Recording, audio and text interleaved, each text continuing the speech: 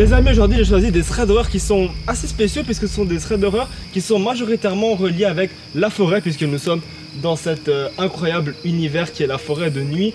Ça fait peur, je ne suis absolument pas serein.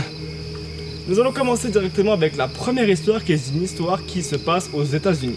Cette histoire elle nous est racontée par un homme qui ne donne pas son nom dans le thread mais nous allons l'appeler Robert. Robert il nous dit qu'il a deux chiens qui sont entraînés pour tuer des gens, tout simplement.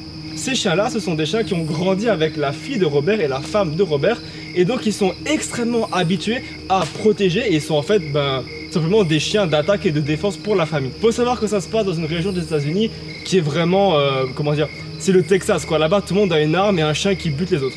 Donc cette famille-là, elle va dans un petit road trip comme elle fait à chaque année, dans une partie un petit peu isolée. En gros, c'est assez loin de là où ils habitent et ils prévoient vraiment de rester un bon 2-3 jours là-bas. Ils installent les tentes et ils vont passer leur première nuit là-bas. Faut savoir que c'est un lieu qui est assez isolé, un petit peu comme cette forêt. Durant la nuit, Robert, il va se réveiller et il va avoir un espèce de malaise. Alors bon, vous allez me dire, c'est la nuit, c'est en forêt, il y a des bruits et tout, c'est normal. Mais il faut rappeler quand même qu'il a 2 chiens d'attaque ainsi que 3 fusils dans la tente. Donc si le mec est pas serein, c'est effectivement qu'il y a un problème. Et le problème, c'est tout simplement qu'il entend marcher. Il est en fait dans sa tente et il entend tout simplement des pas. Et quand il nous dit des pas, il nous décrit vraiment que ce sont des pas d'humains. Comment il fait pour savoir? Il faut savoir que Robert, lui, il vit vraiment dans la nature, dans la forêt, depuis qu'il est gamin. Ce qui veut dire qu'il a complètement l'habitude de discerner des bruits d'animaux à des bruits humains. Il nous dit que durant la nuit, ça va vraiment le déranger, qu'il n'est pas serein et qu'il ne va pas fermer l'œil. Il nous dit que les bruits tantôt s'avancent, tantôt s'éloignent de sa tente et ce sont vraiment des bruits de pas très insistants, très lourds. Comme si quelqu'un... Les bruits de la forêt là. Comme si quelqu'un en fait s'approchait de la tente et voulait rentrer. Il nous dit qu'il va passer la nuit à rester sur ses gardes et que le lendemain matin, ça va s'empirer en fait. Il nous dit que le lendemain, dans la journée, il va promener son chien et il va remarquer quelque chose d'assez brillant qui va l'interpeller. Son chien lui va directement courir vers ce truc brillant, ce qui va l'inquiéter. Parce que si je dois vous rappeler, ils sont dans une partie...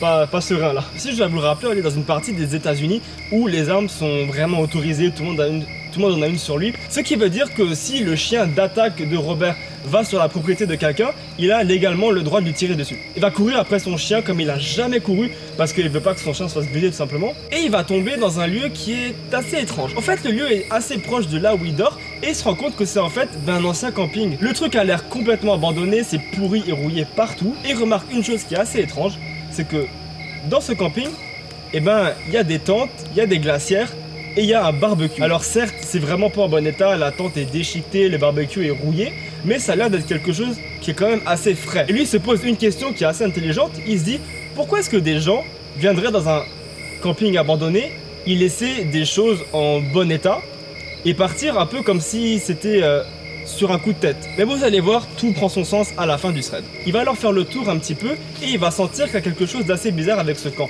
Comme si quelqu'un y habitait, mais en même temps qu'il n'y avait personne. Il n'arrive pas bien à déterminer ce que c'est, mais il va juste décider de laisser ça tomber et il va aller en fait tout simplement retrouver sa femme. Lorsqu'il retrouve sa femme, son chien commence à avoir un comportement assez étrange. En effet, il sort de la forêt et il remarque que son chien commence à avoir le poil qui s'hérisse. Il nous dit que c'est quelque chose qui n'arrive quasiment jamais parce que son chien n'est pas du genre peureux et il nous explique que si son poil se dresse, c'est vraiment qu'il y a un danger imminent. Il va alors voir sa femme sortir des bois et un truc assez étrange, c'est que elle a pas l'air sereine non plus elle. Elle va courir vers Robert et celui-ci, par précaution, va sortir son arme. On est aux États-Unis les gars, c'est pas comme en France là.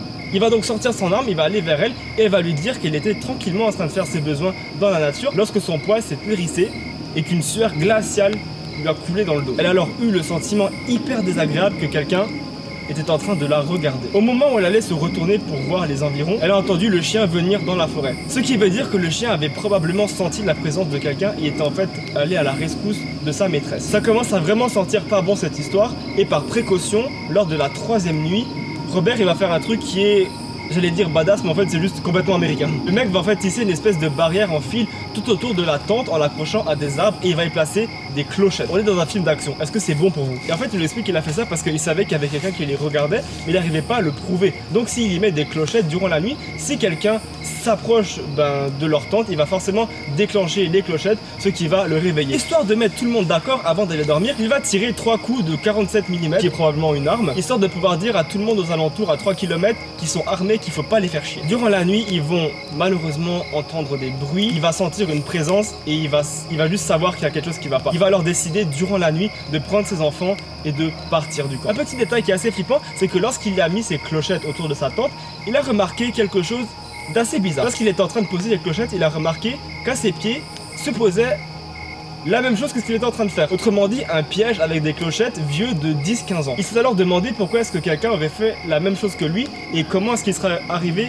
au même raisonnement que lui et surtout pourquoi est-ce que quelqu'un se serait mis en une espèce de défense. Il a beaucoup de questions, pas beaucoup de réponses. Il va juste décider de partir avec sa famille.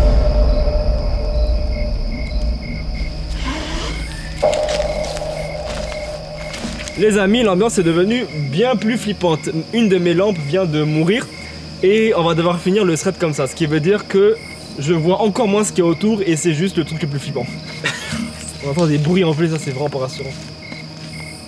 Il se trouve que quelques années après, notre ami Robert va être tranquillement en train de regarder un documentaire sur un dénommé tueur de l'Amazone. Et un petit détail va lui glacer le sang. En effet, dans le documentaire, il va remarquer un espèce de camping abandonné et il va le reconnaître puisque c'est là où il était allé avec son chien. Il va alors suivre le documentaire et va malheureusement tomber sur la terrible nouvelle. Quelques semaines après son séjour assez macabre sur ce site camping abandonné un peu bizarre, eh bien des gens se sont fait assassiner. Et il se trouve que le camping où il était, eh bien c'était tout simplement le repère d'un tueur en série dénommé le tueur de l'Amazone. Ce qui veut dire que si les chiens n'avaient pas eu ce comportement bizarre et s'ils n'avaient pas eu cette expertise, on va dire, avec les armes et l'autodéfense, il se serait probablement fait massacrer puisque c'était vraiment un tueur assez sanguin. Et pour vous épargner les détails, le fait qu'il y ait un documentaire sur lui, ça explique déjà que le mec ne rigolait pas du tout. Je trouve que c'est un thread d'horreur qui est assez intéressant parce que c'est vraiment juste à la fin qu'on découvre tout. Puis j'adore ce type de thread où vraiment c'est la fin qui est le boom qui nous fait un peu frissonner. Et c'est pour ça que le deuxième thread d'horreur, eh ben, c'est exactement la même mécanique. Le deuxième thread d'horreur, les amis, nous est raconté par une fille que nous allons appeler Emily. Elle nous dit qu'à l'époque où ça s'est passé, elle était avec sa mère, elle avait environ 4 ans, elle avait une petite soeur de 1 an. Et sa mère était allée en fait jeter un truc près d'une forêt, un espèce d'encombrant. Elle était avec sa sœur quand tout d'un coup sa mère lui a dit quelque chose qui est tout ce qu'elle se rappelle en fait du thread à son âge. C'est une phrase qui est « Surtout tu ne lâches pas la poussette, tu la tiens de toutes tes forces, surtout tu ne lâches pas ». Et ce n'est que quelques années plus tard qu'elle va découvrir ce qui s'est réellement passé. Pour faire simple, en gros, le jour où la mère d'Emily était partie, c'est pour jeter des encombrants. Et elle était avec Emily, qui était dans la poussette, et il y avait sa petite sœur de 1 an, qu'elle tenait au bras. Elle allait mettre des encombrants près d'une forêt, lorsqu'elle est tombée sur un homme. Celui-ci était dans un pick-up, et il la regardait d'une façon étrange. Je vais essayer de vous transmettre un peu l'émotion et ce que la mère a vu ce jour-là. Vous allez voir, c'est assez glaçant. Elle nous dit qu'elle est tombée sur un homme dans un pick-up qui était assez gros, et cet homme-là la regardait avec des yeux qui ne semblaient pas humains. Elle nous a dit que c'était des yeux glaçants, qui n'avaient aucune âme, aucune expression, et qui semblaient la fixer sans cligner des yeux. Il avait un petit rictus assez mécanique, un espèce de sourire machiavélique, comme pour dire « je pourrais te tuer là maintenant ». Et il a commencé à sourire de façon vraiment malsaine. En plus, elle nous explique que sa mère faisait environ 1m60 pour 45 kg, autrement dit, aucune chance qu'elle fasse le poids contre le mec. Le mec va continuer à la fixer pendant plusieurs minutes, et c'est là qu'elle va penser, le mec va sortir, et va lui faire des trucs vraiment bizarres. Et vu sa tête, c'est sûr que c'est pas sain ce qu'il va faire. Là, elle va leur dire à sa fille de s'accrocher à la poussette et de ne pas la lâcher. Elles vont leur tourner le dos à l'homme et rentrer le plus vite possible chez elle. Et l'histoire aurait pu se terminer là, sauf que non. Quelques années après, les affiches d'une jeune fille vont être placardées un petit peu partout dans la ville. C'est une fille qui est apparemment portée disparue et un homme est suspecté. Et lorsque la mère de Emily passe devant une de ces affiches, elle va voir la tête de l'homme qui tout de suite va lui rappeler quelque chose. C'est l'homme du pick-up. Quelques semaines après, l'homme va être arrêté et l'on va découvrir que cet homme est tout simplement un tueur en série qui a non seulement tué cette petite enfant, mais a aussi violé le cadavre de cet enfant, a assassiné la mère de cet enfant et ensuite violé son cadavre. Et il est aussi responsable de 2-3 autres meurtres par-ci par-là. Ça pour vous dire qu'ils sont réellement passés à 2 doigts de mourir. Les amis, j'adore cette ambiance vraiment effrayante. Et pour ça, j'aimerais finir sur, comment dire, quelque chose de vraiment le top du top, quoi. Et il s'agit d'un homme qui a vécu au courant des années fin 1800, qui porte le nom de H.H. Holmes. Ce n'est pas son vrai nom, c'est un nom qu'il s'est inventé, comme un petit peu beaucoup de choses, puisque c'était un énorme arnaqueur. Mais les amis, accrochez-vous parce qu'on va tomber sur un mec qui est vraiment déjanté. Lorsqu'il était plus jeune, H.H. Holmes, il a fait des études de médecine.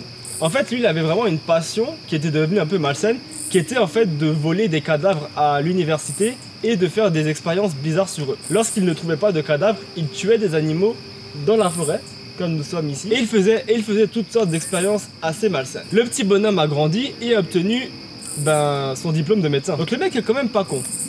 Et là, il va commencer à bouger de ville en ville jusqu'à tomber dans la ville de Chicago. En passant dans la ville, il va voir un château. Ce château, il va tout de suite avoir envie de l'acheter et comme le mec pèse un petit peu dans le milieu puisqu'il vient d'une famille assez riche, il va l'avoir pour pas grand chose. Et ce château, il va le transformer en hôtel. Il y a plusieurs étages, d'ailleurs, il y a même un étage qui a été rajouté tout en haut. Apparemment, les travaux étaient assez étranges dans cet hôtel puisque tout était fait pour ne pas du tout correspondre à des travaux normaux. Je m'explique, il y avait des portes qui ne menaient dans rien du tout, il y avait des chambres qui n'avaient pas de porte, il y avait des fenêtres qui étaient placardées, toutes les vraies autres fenêtres avaient des grilles et parfois les escaliers montaient au plafond, littéralement, il n'y avait rien d'autre, l'escalier s'arrêtait dans le plafond. Donc vous voyez que la maison déjà est assez étrange. Et dans cet hôtel, notre ami Holmes, il y invitait des gens.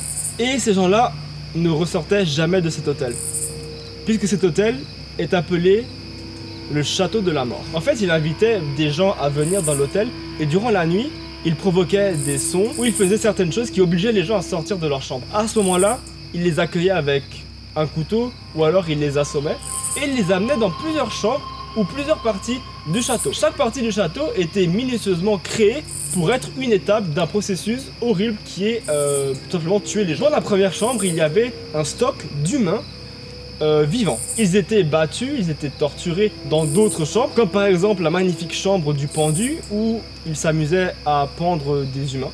Il y avait une autre chambre qui était la chambre de la torture où il y avait toutes sortes de choses assez, comment dire, assez goûtues. Goûtues dans le sens où il faisait littéralement de la nourriture avec ses victimes. Il avait pour habitude par exemple d'utiliser une espèce de machine qu'il avait fait créer qui servait à couper des humains en deux à l'aide de manivelles. Il avait d'autres choses comme par exemple des scies pour couper des membres, même de l'ammoniac ou d'autres acides qu'il faisait boire à ses victimes pour qu'ils se décomposent de l'intérieur. Une fois qu'il avait fini son travail dans chaque petite pièce de la maison, il allait les mettre dans un incinérateur et brûlait le reste du cadavre. Mais le mec ne s'est pas arrêté là. En effet, c'était un petit magouilleur. Et du coup, il s'amusait à faire des arnaques à l'assurance. En fait, il allait chercher des cadavres dans les morgues et il faisait croire à un accident. Il demandait alors à l'assurance d'être remboursé pour son client étant un cadavre qu'il avait cherché dans la morgue, donc quelqu'un qui n'est pas vivant, et il arnaquait l'assurance comme ça. On pense que son premier meurtre a été son meilleur ami qu'il a tout simplement assassiné à la fac de médecine. Et vous savez, je vous ai dit au début qu'il se baladait dans les villes. C'était pour, pour visiter un petit peu. Parce que oui, en fait, il établissait des magasins. Et dans ces magasins, les enfants parfois passaient pour acheter des bonbons, des journaux. En fait, le mec a juste décidé qu'à un moment donné, il allait tuer des enfants, tout simplement. Enfants qui d'ailleurs ont été retrouvés enterrés dans le sous-sol de son château. Cet homme est considéré comme l'un des pires tueurs en série que les États-Unis aient connu. Et il y a un petit plot twist là-dedans. Puisque apparemment, bien sûr c'est qu'une théorie, mais il se pourrait que cet homme soit en fait Jack l'Éventreur. Je vous explique. Il a apparemment été relié à une famille londonienne. Et il est possible qu'en ayant fait un tour à Londres, il ait tué les prostituées qui ont rendu si célèbre Jack l'Éventreur. D'ailleurs, on a trouvé des livres où il répertoriait tous les meurtres qu'il avait commis. Et certains meurtres parlaient de prostituées à Londres. Cet homme fut arrêté et on trouva dans son château tout et n'importe quoi. On a trouvé des membres, on a trouvé des cadavres en décomposition, on a trouvé des pièces de torture horribles où il enfermait des gens dans des boîtes avec des pics, histoire d'embrocher littéralement ses victimes. Il découpait en petits morceaux ses victimes, il les laissait se vider de son sang. Il disait que entendre ses victimes souffrir, pleurer et crier à l'agonie, c'était ce qu'il aimait le plus. Il a même dit une fois dans un de ses livres qu'il était tout simplement le mal incarné et qu'il était né avec le diable en lui. Cet homme a été pendu pour ses meurtres et les amis, c'est littéralement la fin de ce thread qui arrive plutôt bien puisqu'en fait je n'ai plus rien, c'est à dire que toutes mes lights sont morts, le feu est en train de mourir et je suis seul dans la forêt, dans le noir. J'espère que cette vidéo vous a plu. Je suis désolé si l'ambiance n'a peut-être pas été au rendez-vous. C'est extrêmement difficile de filmer en extérieur avec tant de matos, surtout dans une forêt, dans la nuit, c'est vraiment pas facile. J'espère que la vidéo vous aura plu. Si c'est le cas, abonnez-vous. Je fais d'autres traits d'horreur dans un studio où c'est bien plus posé, vous en faites pas. En attendant, abonnez-vous à la chaîne, mettez un commentaire, mettez des histoires que vous aurez peut-être aimé voir. Allez sur mon Instagram, je réponds à tout le monde, vous en faites pas. Et on se retrouve dans une prochaine vidéo. Et moi je vais vite rentrer parce que je pense que je vais littéralement me faire assassiner dans 2 minutes. Allez, ciao!